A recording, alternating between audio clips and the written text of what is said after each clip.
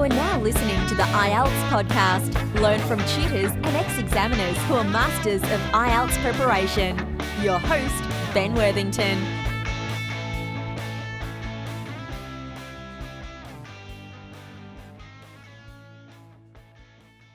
IELTS vocabulary, working from home. And of course, this is relevant if you are studying from home. In fact, it's probably relevant for a lot of us as we are trapped at home right now. Hi there, my name's Ben Worthington and I'm from England. I haven't lived there for a while. That's probably why I don't sound as English as other English people. I speak slightly slower now, and I've lived outside of England for the last 15 years or so, and it's a long story. But anyway, what I want to share with you today is a massive list of vocabulary all about working from home, and then we're going to look at some sample answers for IELTS speaking part 1, 2 and 3. But first, what I want to do is just make sure you get the most out of this lesson. So what I will do is I'll encourage you to grab a pen and paper, or even just write it down on your phone, and perhaps just write it down in your own language, the words that I'm describing, and then translate them into English later, just to force your brain, and just to it's kind of like a revision exercise, but it's a little bit more fun, and just to test yourself. So just so you get more out of this, rather than casually listening while you're on the bus. Of course, that's better than nothing, or while you're at home. But if you can just write these down in your own language, scribble it down, and then write down the translation later today, you'll probably get more value from this tutorial.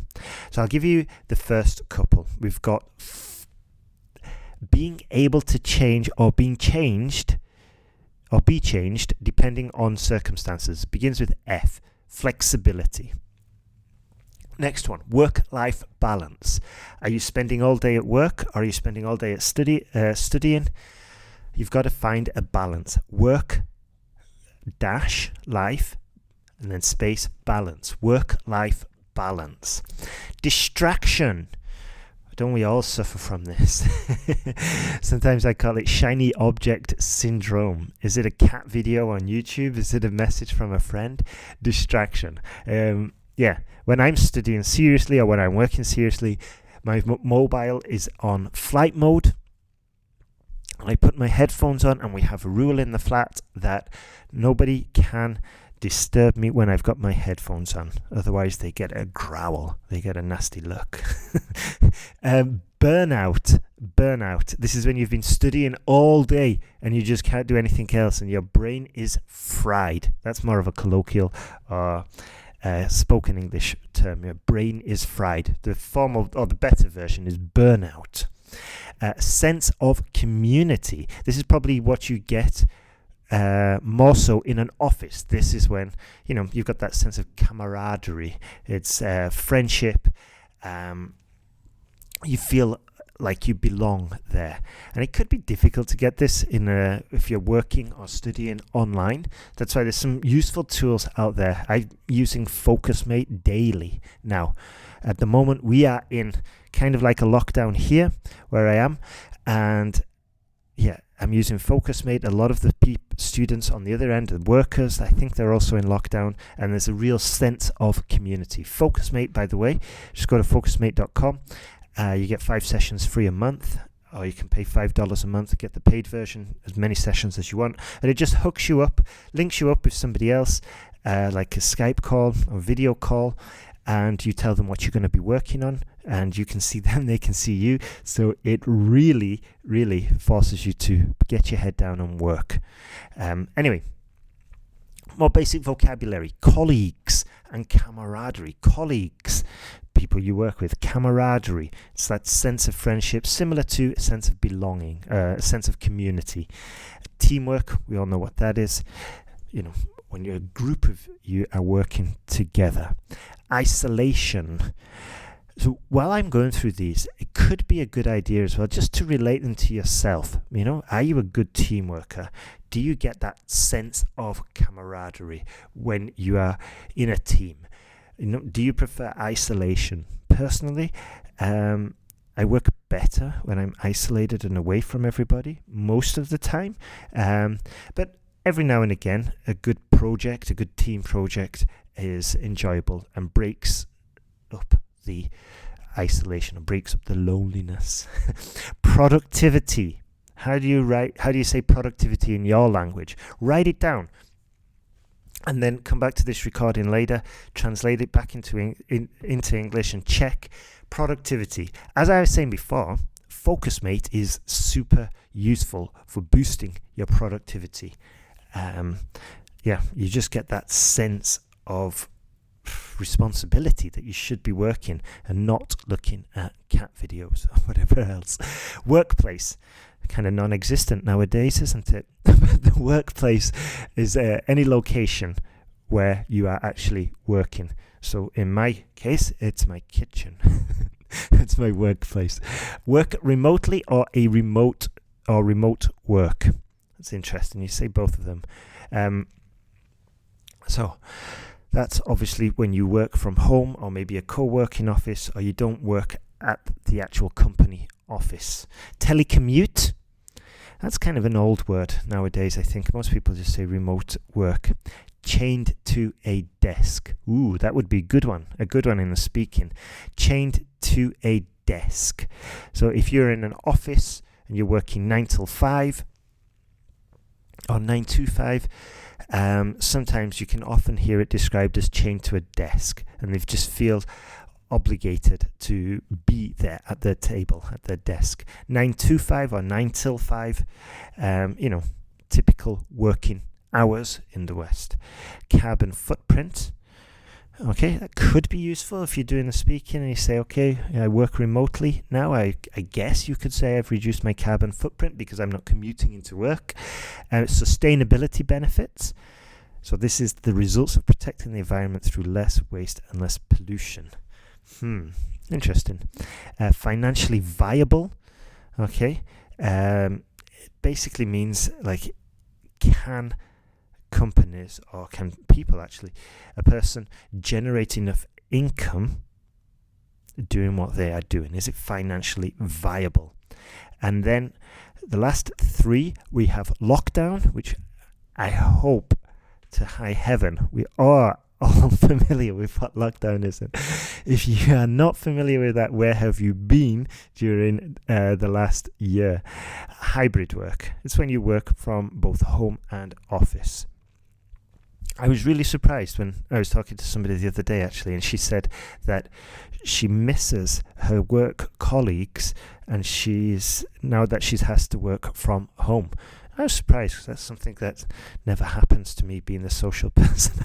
No, but I was surprised. And then I kind of realized that some people do prefer this hybrid work. They miss their work colleagues at home and they get fed up and lonely just working from home. And she wanted both. She wanted to work at home a couple of days a week, and then on maybe a Wednesday and a Friday, for example, go into the office, catch up and say hello. Autonomy. This is when you make decisions for yourself without the control of others. Now, I'm going to give you some sample answers in a second, and you're going to hear all of those phrases that I just said. Hopefully, you wrote them down in your own language, and now you'll hear them in context, and you will be able to remember them.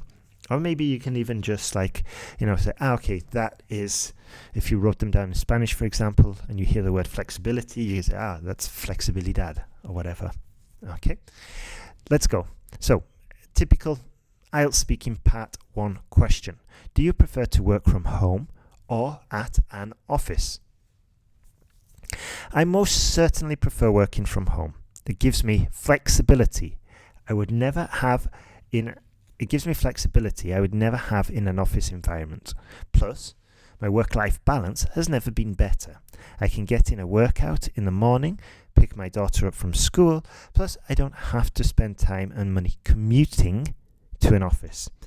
There may be some added distractions at home while I should be working, but overall, working from home has kept me from office burnout. To be honest, I found more distractions when I work from an office. Okay, I'll quickly go over. We had flexibility, work-life balance, commuting, distractions, office burnout. Also, you'll have heard, hopefully, kind of like a little reasoning there. It's, do you prefer to work from home or at an office? Now, I could imagine some students in my past answering that question with a yes, and then looking at me with a big smile. Do you prefer to work from home or at an office? Yes, Ben. Those students, I still remember them to today. And I would ask them again, and they would just give me a yes and look at me as though I was crazy. Thankfully, we are not at that level. And you'll have heard that we do answer, and then we kind of just give a little story, a little anecdote. We give a reason why. Kind of like our task 2 answers.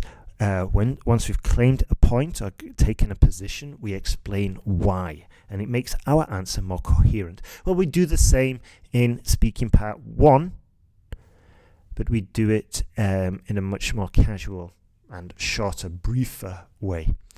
Next question. Why do you think some people prefer to work in an office? Well, there are definitely benefits. For one, you can develop a sense of community with your colleagues. There is the banter, the camaraderie, even the gossip. You have an atmosphere of teamwork in a conventional work environment, whereas working from home, you can really lead to isolation. Okay, so we had a few different reasons there. That's another good model answer. It's not just one answer. We've got a range there. And adding a range, you can, adding a range of reasons or a few different reasons can help you build up your answer, and obviously in the process build up your vocabulary in that answer. So in this one we had a sense of community. We had colleagues, and then we had some really good vocabulary with banter. Banter, B-A-N-T-E-R. Banter is the jokes or the back and forth that you have with probably your friends, or in this case your work friends, your workmates. And that's kind of a good example of the camaraderie. And then the gossip as well. We all know what the gossip is. So we've got lots of reasons here. We've got the sense of community with the colleagues, camaraderie, the banter, gossip, teamwork.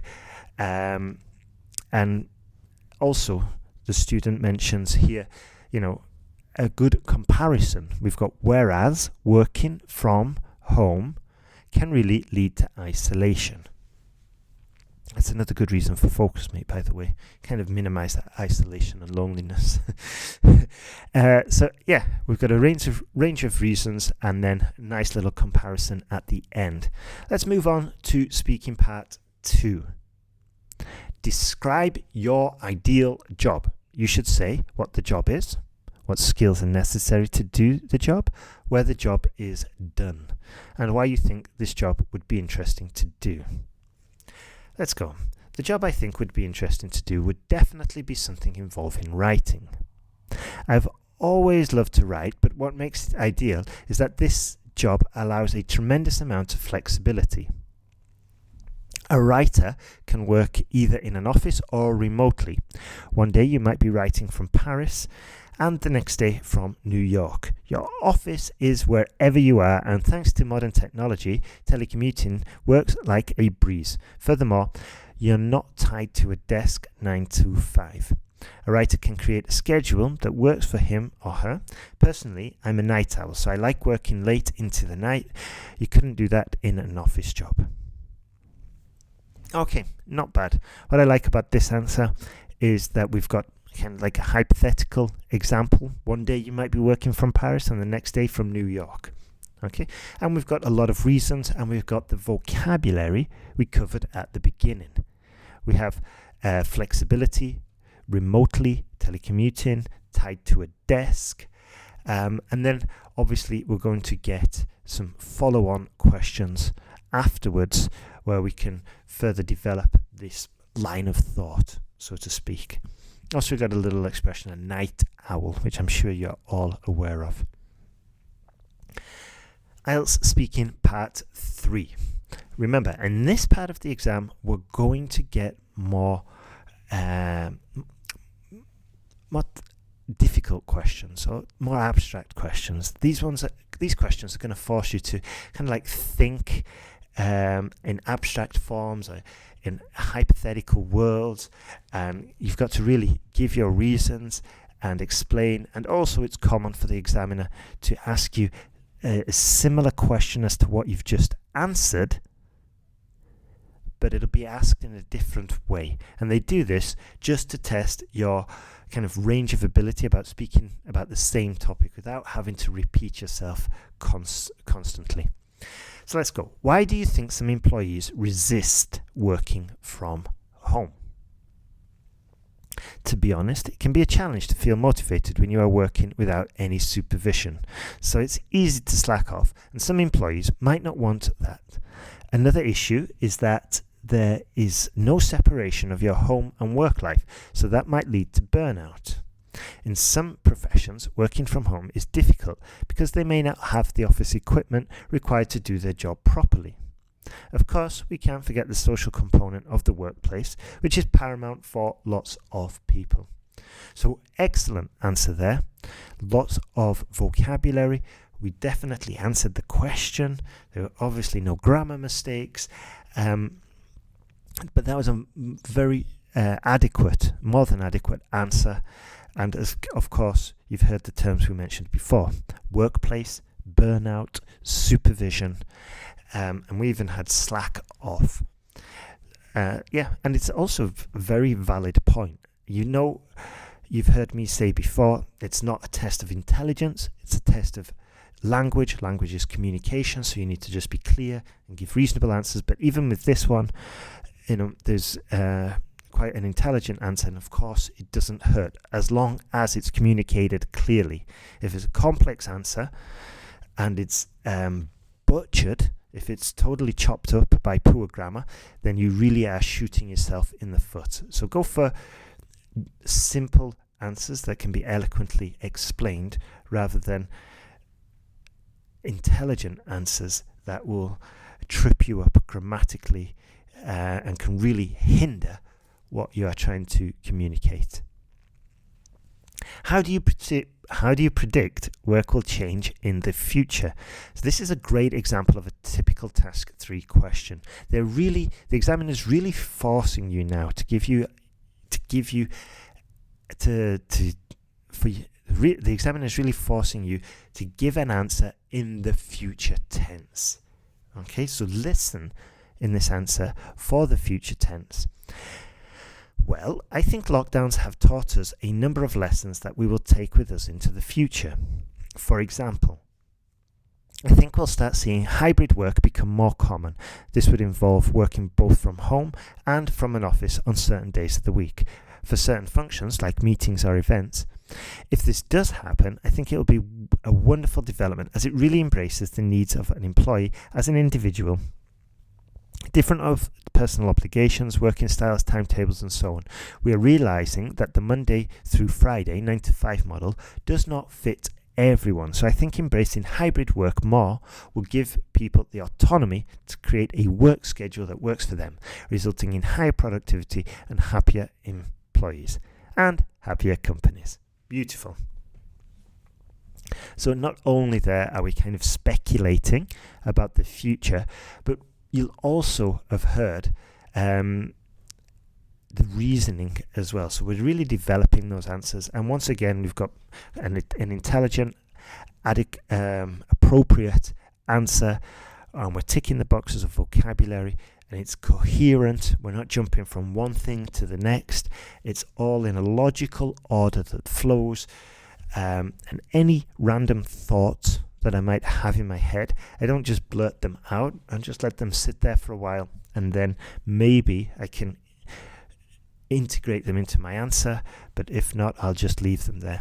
If I did want to integrate them, I could just say something like, furthermore, it probably is resulting in less traffic on the road also, because with people working from home, obviously they no longer have to commute.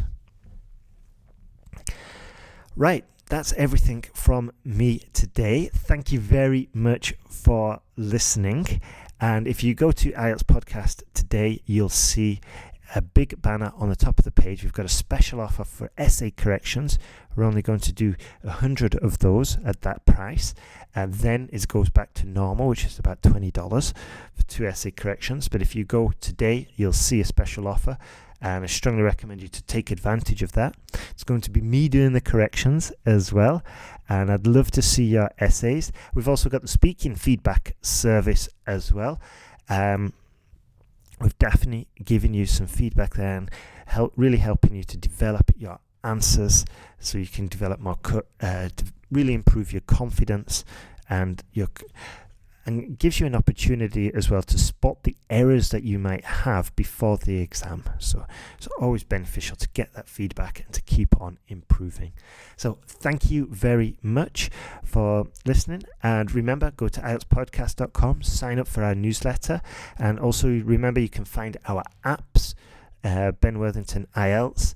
And there you'll get the transcript and you get the whole podcast.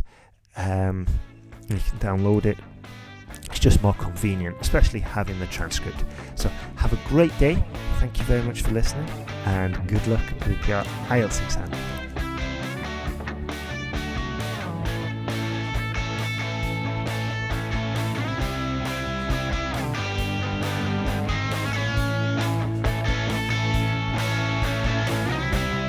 Thanks for listening to IELTSPodcast.com.